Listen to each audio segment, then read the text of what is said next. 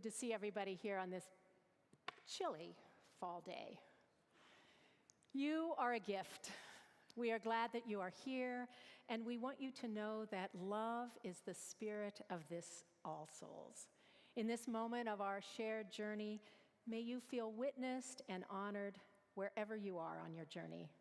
And may you remember that whether you are here for the first time or the 1,000th, whomever you are, whoever you love, whatever your ability, gender, beliefs, political affiliation, or documentation status, you are welcome here, and you are never alone.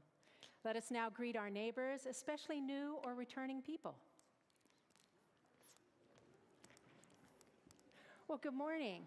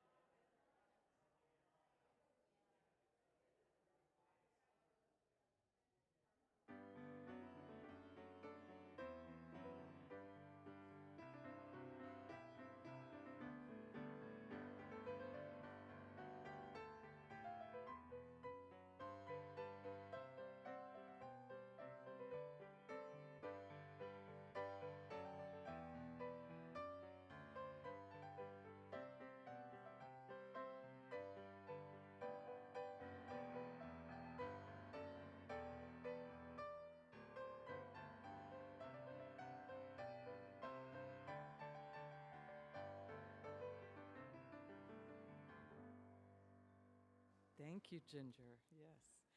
Good morning, and welcome to all who are with us in the moment and all who are joining us later on or online. I am Sandy Reed Ryberg. My pronouns are she, her, and I will be serving today as the worship associate for the service, together with Nancy Olson, acting director of Faith Formation, whose pronouns are she, her, and Susie Offen from our Children and Youth Faith Formation team, pronouns she, her, and Amanda Giorgiani also. We are your worship team here in the chancel, and Reverend Katie, our senior minister, will return next Sunday for our service on mental health, so it'll be an important one. We hope we'll see you all there. If you're visiting with us this morning, we're so glad you are here with us. People of all ages are joyfully welcomed in our service, but we also have nursery care available if that option works best for you. I invite everyone to please complete a connection card. It looks like this, and it's located at the end of the pews, of each pew.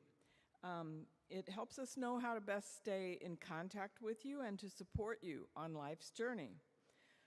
Our caring team is an extension of the ministry team and is here to support you. You can reach them by writing a note on the connection card and turning it in during the offering, or you can call 317-210-0121 and leave a message, or you can email pastoralcare@allsoulsindy.org. Our Soul Matters theme this month is heritage. You can sign up for our In the Know publication that comes out once a week online so that you can get the packet to engage with the materials at home or here at All Souls in person or online. As we begin our time together, we acknowledge the land itself and those who have sustained it throughout the generations. We are upon the unceded land of the Myaamia, Kaskaskia, Shawnee, and Kickapoo people, who were pushed from their land and whose children have been stolen for generations. As we strive to be a community of justice, may we continue to find ways to make reparations for these acts. And now, Nancy Olson will call us to worship. Thank you.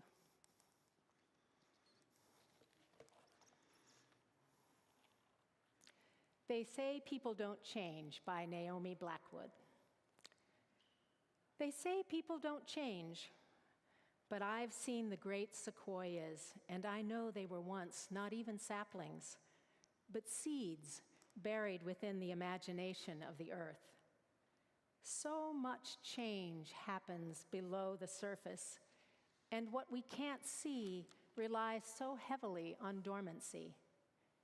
What we can't control are the perfect conditions that cause the radical first shoot to grow. I look at my own limbs now in the middle of what I hope to be my lifetime, and I can't say exactly how my roots are intertwined with others.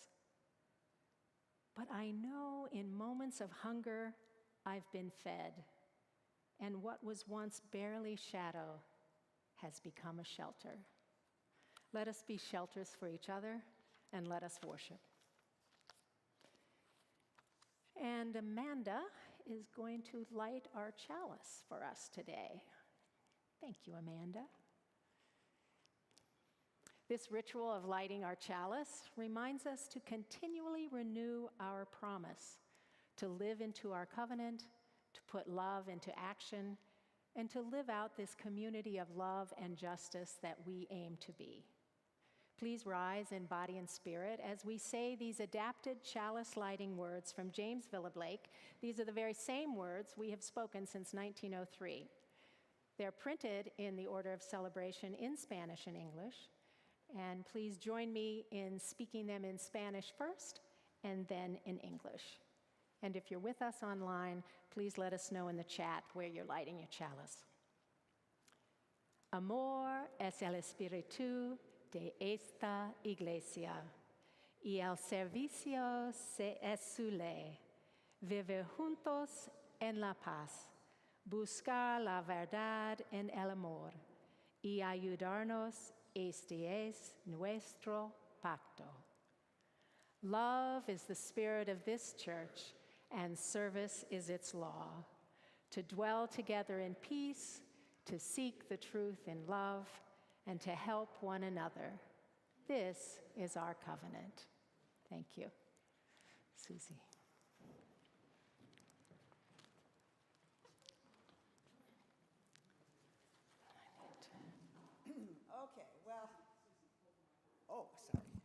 Okay, well, Nancy asked me to speak today, so here I am.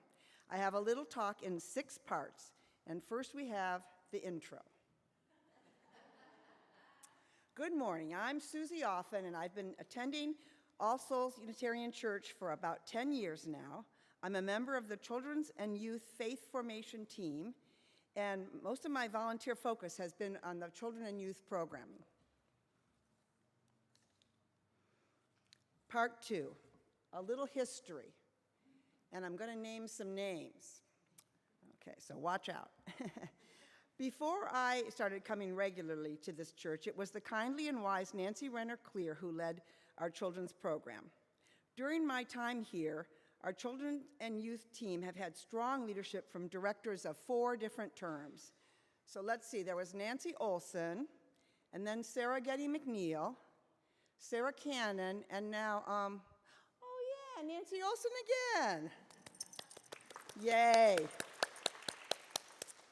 I've seen so many great kids grow up in this church. Some of them are young adults now off to college or doing other grown-up things. I knew Teddy when he was just in elementary school. I met Ellie and Lydia when they were in 1st and 2nd grade. I knew Nadia and Ada and Colin and Bridget and Annalise since they were in preschool, I think. And I knew Arthur and Helena when they were just babies in their parents' arms. And we're all just getting to know little Lillian and Emmett Snyder, and we're so glad they're attending now, too. Okay, part 3, method. Yes, there's a method to our madness here. Okay, and when I talk about method, I'm talking about our teaching methods here at our church, and I've seen the Unitarian Universalist teaching methods gradually adapt from the former religious education structure, which seemed to me more of a practice of teachers instructing children, to a less formal faith formation structure that is more like our adult chalice circles, and we have adults and children together sharing ideas and knowledge and shaping their values as equals. Even though we still often seem to use the terms religious education and faith formation interchangeably, I think the more informal and communal essence of faith formation is refreshing. It's empowering for the kids, and I think it's working very well. The kids learn from us, and they have so much to teach us, too. By the way, an added bonus of teaching Sunday school here is learning a lot about our UU principles, sources, and history from the curriculum. Part 4. Lucky. Why I think the kids who come to this church are lucky. I read an elevator speech for Unitarian Universalism a few years ago online, and I really liked it. It said, UU is a progressive, theologically liberal faith that encourages each of us to find meaningful individual answers to the big existential questions of life, and encourages all of us to work together to make this world better for everyone. In light of this good definition, I have the following observations. I find the kids of this church to be so very wise and talented and brave. Is it that broad-minded adults raise children who feel extra safe to be curious and take chances and speak up? How very lucky I think these kids are to be brought up in a faith that doesn't push unknowable answers onto them and that is open and invitational to all kinds of people from all kinds of different backgrounds. Although my 4 grown daughters are all very UU-like at heart, they did not have the good fortune to be informed and supported by a community like ours. I think it's one of the important bastions of open-mindedness in our city and state. Number 5, our theme. Let's connect all of this to our monthly theme, shall we? All right, heritage is this month's Soul Matters theme. And we here at All Souls have a good heritage, and we're so fortunate to have the resources left to us by past generations who supplied this building and our history and our roots. At the same time, we're building up a modern heritage to pass on to the terrific children and youth who attend this church, even the ones who are only here for a short time. I feel very proud of being a small part of sharing welcoming, loving, memory-building moments with these children and youth. There aren't many here today, but it is fall break. I just want to say that. Okay. And finally, 6th, it's the grand finale, and I have a little musical reference. Finally, to borrow from Whitney Houston's song called Greatest Love of All, I think the children are our future. We need to teach them well, let them lead, show them all the beauty they possess, give them a sense of pride, and let their laughter remind us of how we can be. And then, before we're finished, I have one quick plug for the upcoming Fall Fest. We're hoping this event might be something to attract or, welcome or introduce our church to some new families and children. So if you can help with the Fall Fest, let us know. Thank you so much.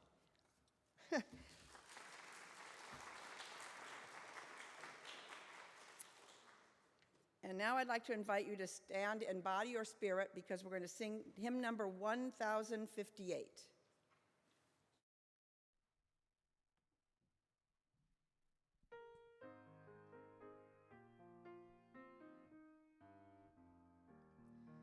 Be ours a religion which like sunshine goes everywhere, its temple all space, its shrine the good heart, its creed all truth, its ritual works of love.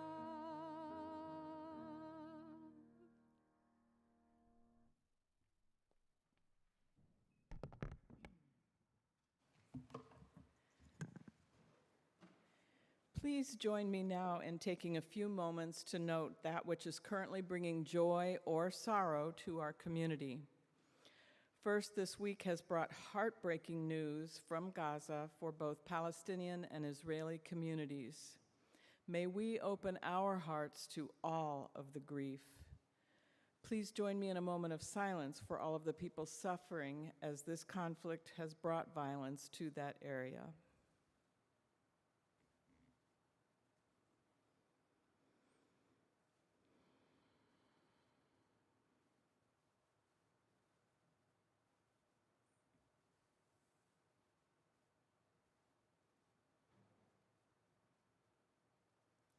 Thank you. This week, early voting began for municipal offices, and in honor of my suffragette grandmother, I encourage everyone to add your voice to the rights we enjoy through democracy by voting on or before November 7th. Today is my last time serving as a worship associate. I will continue serving All Souls in other capacities, so you'll see me with script gift cards or helping with the caring team. You'll not see me cooking, by the way. I'll leave that to Annalise. Thank you for the great joy of being part of worship at All Souls in this capacity. It's been truly a joy. At this time, please rise in body or spirit as we sing hymn number 123, Spirit of Life. We, again, will sing this in Spanish and English. And we will start with the English, and then I'll help you with the Spanish, because I kind of know how to say it. Okay. Okay.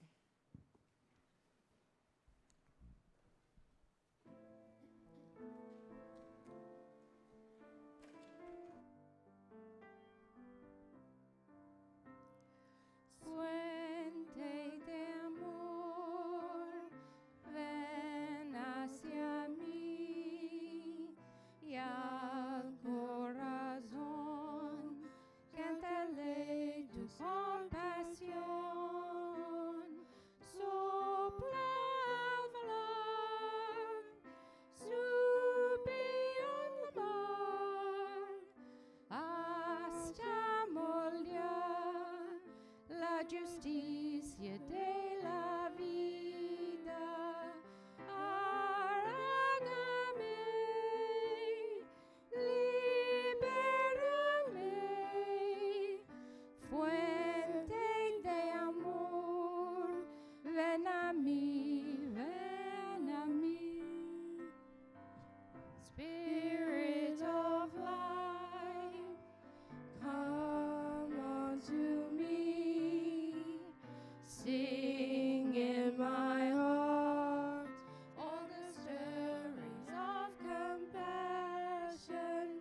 Blow in the wind, rise in the sea, move in the land, giving life the shape of justice. Roots hold me close, wings set me free. Spirit of life, come to me, come to me.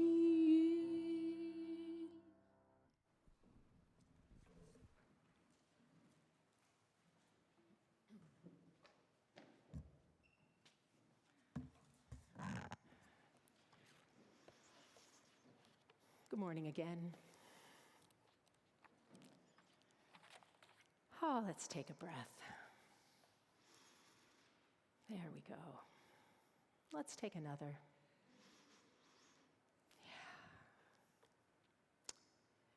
Well, I've been thinking about the word call. To be called, to have a calling, to hear a call. And if you Google the word call, you will find quite a few definitions for the verb and the noun. And the freedictionary.com has over 2 pages of ways we use call, called, calling, calls in the English language. And honestly, before I did my Google search, I had not registered how many different ways we use that word. It gets a lot of traction. Now, the one aspect of call that has captured my attention is call as a request for participation or presence. You know, to invite, to ask for, to summon, or even to demand or announce. And for me, this is the call that speaks to the times in our lives when something or someone showed up in an unexpected or surprising way. These are the times when we may have been going along a certain path. Maybe we were thinking we knew where we were headed.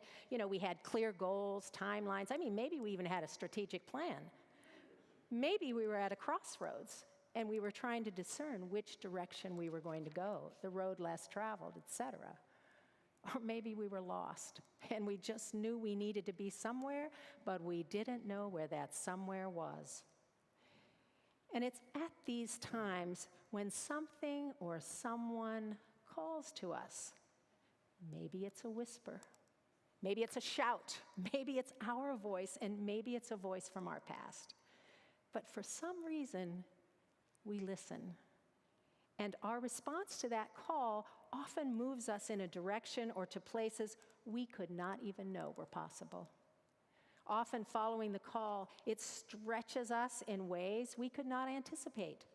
Sometimes that initial call will morph into a passion or a life's work, a new focus, or an alternative way into an interest that was maybe dropped long ago. I invite you to take a moment here and think of a time when you realized you were being called or invited, maybe summoned, to participate or be present to something unexpected or maybe something deeper or different than you expected. Just take a moment and maybe think about that time.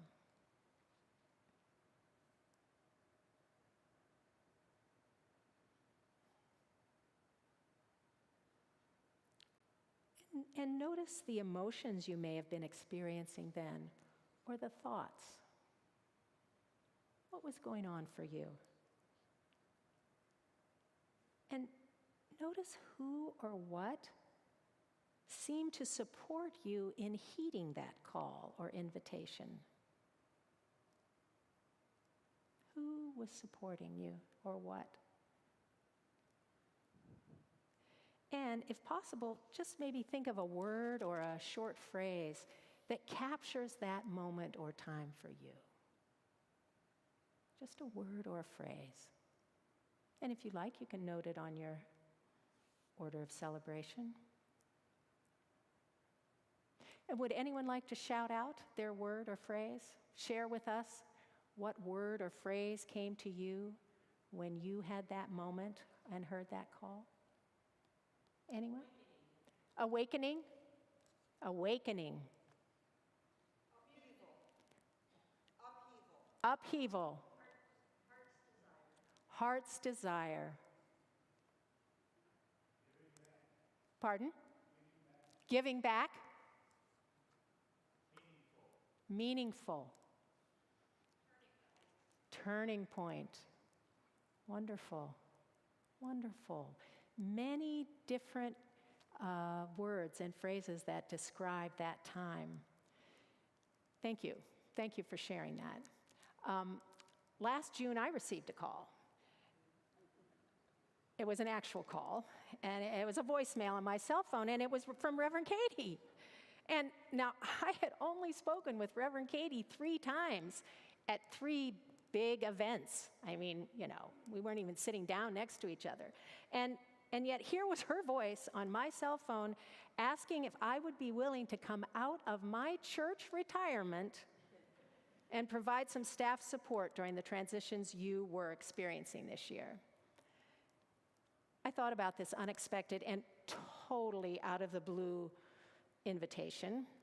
I talked with my spouse and I thought about it, but really just overnight. And in the morning, I couldn't think of any good reason to say no. In fact, thank you. In fact, it seemed like there was every reason to say yes.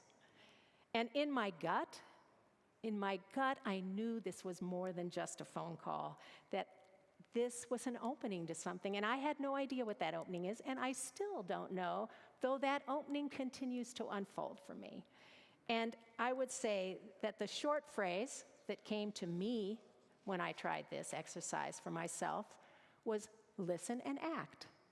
Not 2 separate words, listen and act, but listen and act. And that's kind of what's been happening here. So, of course, organizations and congregations formal, informal groups, they also have experiences of calling and being called. Certainly, vision statements, goals, lists of values, our covenant, and expectations can all be seen as various ways organizations call on themselves to be. You know, here at All Souls, we have our covenant. Each Sunday, we say, love is the spirit of this church. We have a vision, which is, these are listed on our website, a vision that we will leverage love as a force for positive action. Our website states that in UUism, you can bring your whole self, your full identity, your questioning mind, your expansive heart. Our goals here at All Souls are to be a diverse community of seekers committed to changing themselves and the world by putting love into action. Wow. These are the promises and the expectations that we make to ourselves, to our visitors, to our neighbors. They are the reminders of who we aspire to be in our daily lives and the world, and they are touchstones for how we plan the programs, how we use and share our resources, how we greet each other. And I'd just like to share, which I shared a little bit in the blurb that we used for this service from Reverend Tim Temmerman. And he says this about Unitarian Universalism. For Unitarian Universalism, religious truth resembles a river of continuous and ongoing revelation, interpretation, and conversation. A river that never stops moving and that is always creating great and profound truths out of the interaction of countless ideas and voices. Religious truth, therefore, can never be fully or definitively found in just the words of one person, one sacred text, or even one religion, because truth is always emerging, always unfolding, always carrying us along a marvelous journey of discovery and exploration. There are times, just like for individuals, when a congregation is called, maybe unexpectedly, maybe a slow dawning, maybe a wake-up call, to go in a particular direction down that river, a direction that brings these promises and values alive in a new way, perhaps. The call in an organization is often something that it's been there all along. Some untapped legacy from the ancestors, some new way of responding to the changing world with the unchanging values. I think of the legacies here at All Souls, what the All Souls forebearers have bequeathed you, this building and property, those interfaith connections and relationships in the community, the history and connections with other progressive and liberal causes in this community. There's a legacy of adapting to changes, a legacy of a particular way of being and serving in the world. And you have inherited some ways that have not been so great. You have inherited some history of isolation, and this has perhaps kept you in a more liberal bubble than you thought. You've also inherited the wider culture that this congregation has been a part of, a culture that's not always so inclusive or welcoming or loving. But the legacy left you is a whole legacy. It's all the wonderful and good things, this building and all those values, as well as the harsh and the difficult things. It is all of that together. In the past 3 months, we've been listening and acting with each others and in the groups and teams with Reverend Katie, with the staff team, and collaborating with groups outside of the congregation. In the large and small groups or gatherings and meetings and emails and one-on-one conversations, we've been discovering and exploring what is the call of All Souls at this point of heading down this river. We are in the stream. And the question now is, who or what are we called to be at this point in the journey, not then, not there, but right here, how are we to fully embrace and live out those values and aspirations? And it's a question that is answered together out of our shared voices and our shared ideas. During these months together, we have heard the longing for connection and community. We've heard this from each other and in the services. We've heard this eagerness to learn and understand. We've heard the uncomfortability with some of the changes. We've heard the sadness and frustration of losing things that bring comfort and reassurance, especially as we're moving through changes in the world and in our own lives. We've heard the concerns about the number of youth and children and families, the hesitancy about making mistakes and not knowing how to proceed. And we've heard that there is that wish to have all the parts of ourselves included here, all the different paths to be acknowledged and recognized. And we know that this world hurts, and we long to be a part of ending some suffering. Now, these are the things that we've been listening to and hearing, and I have also seen some amazing ways that you all have expressed your commitments and concerns. Seriously, 20 people attended our first faith formation gathering just to find out what is faith formation this year, what is happening. They were people sharing with each other, asking questions. Each of our families was represented at a family meeting where concerns were raised. Ideas were generated, connections were reaffirmed. There was this humanist potluck. We had 22 people there together for food and community and conversation and expressing concerns. The small groups got off the ground. Surprise, we got those going. And the small group facilitators have been coming together for support and learning. Over 15 people have been participating and come to one of the discussions on centering. And 17 people registered for the Exploring Spanish sessions, and 12 were at the first session. We have a solid team of 8 people for the children and youth team, and each of our children's teachers have returned. Bless them. And an energetic team for the Fall Fest. These are just the examples within this realm of faith formation. That's just that. Add to this the number of people who have attended the town hall, the folks showing up for the care team, the justice teams, the worship team, the music and choirs, the board of trustees and committees, the membership and communications, the mental health grant, maintenance, administration. So many ways people have been showing up. Seriously. And during this time, there has been listening and responding. When the families shared that the idea of a weekly multi-gen service sounded great at the beginning, oh yes, let's get everybody together, wonderful. The reality was actually quite different. Some of the younger children, it was a long time to be here for 2.5 hours. Then there was lunchtime, then there were other activities. So, okay, we did a course correction. And on October 29th, the children will go back to their classes at 10:15. And then, if they want to participate in other things at 11:30, or the choir, or the families need to do things, there's some space opened up for that. But it was the families who shared how it was working for them. And we have also heard from other teams and groups. Here's what's working, here's what's not. Okay, how can we make some of this happen? This, with the families, is just one example of the energy and the tone of listening to each other, of acknowledging the different paths that we are each traveling, and yet we are traveling together.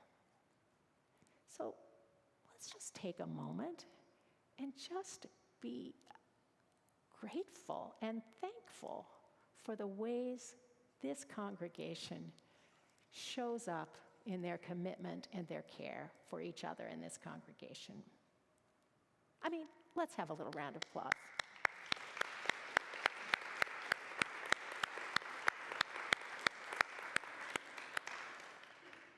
I'm almost finished. UUism, I've said this for years. I truly believe this. UUism has much to offer the world. Our beliefs, our values of inclusivity, pluralism, these, you don't need to think alike to walk together. These are aspects of living, of humanness that the world needs. We need these things because inclusivity and pluralism means, though, that we need to meet in the places that maybe we shut down, or maybe we're a little fearful of, or maybe we're a little uncomfortable.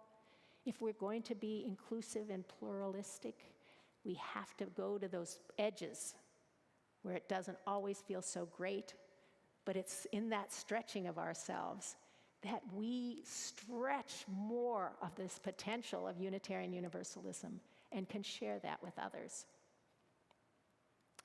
How might we stay in this current on this boat that we're traveling along? How can we stay moving down this stream together? Well, in her book, Standing at the Edge, Finding Freedom, Where Fear and Courage Meet, Buddhist teacher Joan Halifax shares a practice from the Zen Peacemaker Order. Now, the Zen Peacemaker Order is committed to social engagement, and they interact with some of the people in the world who are deeply suffering. So they have a practice to help support them to stay present in the work that they do in the world. And I offer them this practice that they have. I offer it here as a possible support to us as we navigate some of the waters of this transition. And these 3 tenets are this, just 3. Not knowing, bearing witness, and compassionate action.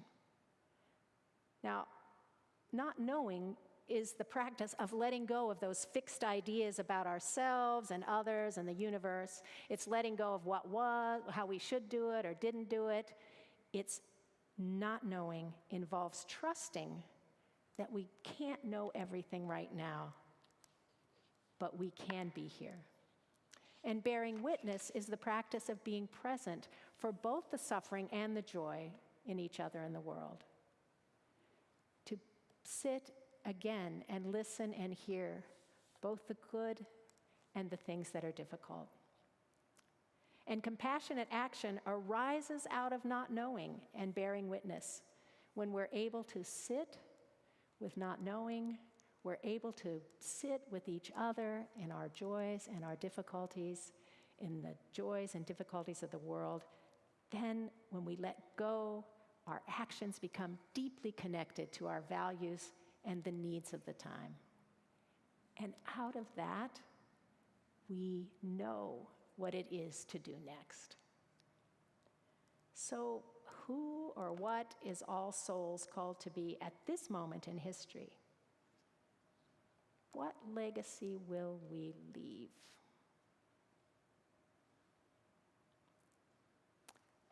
I'll leave you with a few lines from Rumi, the Sufi poet Rumi.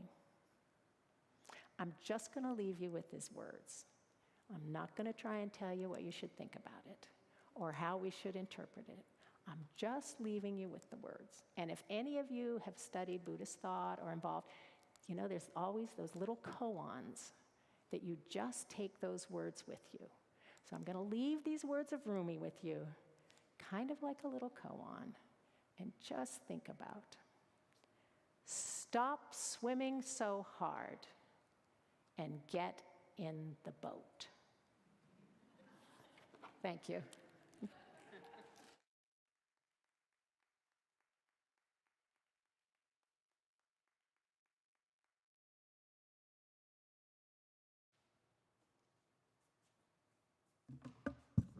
Yes, Nancy Bainey, I need to do my quadriceps exercises more. Each week, we gather together to align our giving with our values. We give to support the missions and ministries of our congregation, and we share half of our weekly offering with an organization whose values align with ours. This week, we are donating to NAMI, NAMI, website namiindiana.org. It is the National Alliance on Mental Illness, and it is the nation's largest grassroots mental health organization dedicated to building better lives for the millions of Americans affected by mental illness. This past Tuesday was World Mental Health Day, a day on which we recognize that our health includes our mental and emotional status, and on which we try to reduce the stigma sometimes associated with taking care of our mental health. To contribute, you can gift cash or a check into the collection plate that'll be coming around in a moment. Or if you're online, you can go to allsoulsindy.org, where you'll find a link that says Give to All Souls Here on the left side beneath the description for today's service. Thank you for your generosity in supporting the mission of All Souls and for your continued love for one another and for this world. Take this moment to make your gift, and the morning offering will now be given and gratefully received. While we receive the offering, we will be singing hymn number 1051 in the TL hymnal, We Are. So you can find that now. And before we start singing, this is a complicated one, so I want to unpack it for us a little bit. All right, so, are you looking at it? 1051? All right. So we sing the For Each Child That's Born, and we get to this double line just before the 2, and we stop, and we go back, and we sing For Each Child That's Born. So we sing through that, the first line and a half, twice. Got that? All right. Then we move on, and it starts, We Are Our Grandmother's Prayers. Now, if you read music a little bit, the top line is the melody, ignore the bottom line. Don't get confused, you can't sing both. Top line is the melody, okay? So we go from We Are Our Grandmother's Prayers, and we go right over all the way to, almost to the end, We Are the Spirit of God, with just 2 stanzas left. We get all the way there, and we stop, and we go all the way back.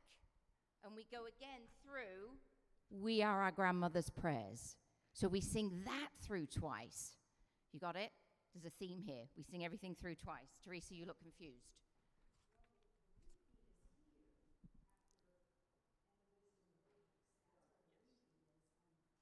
That's not what we did. Is that right? See, I'm so glad we did this because I didn't know. All right, this needs unpacking. So keep going. So we go back to there. And then and then the last bit twice again. And then that twice. Oh my God. So we've got, So we've got 4 different sections that we sing through twice.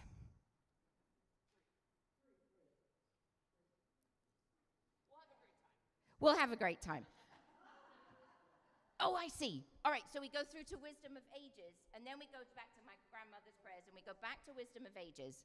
Then we sing the next 2 lines, the last 2 lines on this page once, and then we're going to sing the last 2 lines. It says 4 times. That's overkill. We're going to sing it twice. All right, I think we've got it.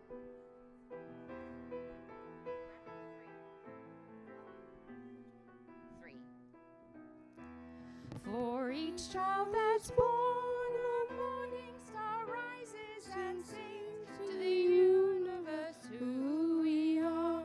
For each child that's born, a morning star rises and sings to the universe who we are. We are our grandmother's prayers, and we are our grandfather's dreamings.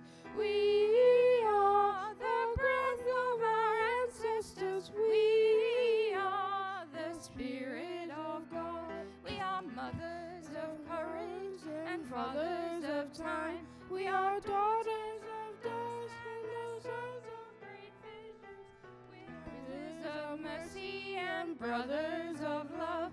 We are lovers of life and the builders of nations. We're seekers of truth and keepers of faith. We are makers of peace and the wisdom of ages. We are our grandmother's prayers, and we are our grandfather's dreamings. We are the breath of our ancestors.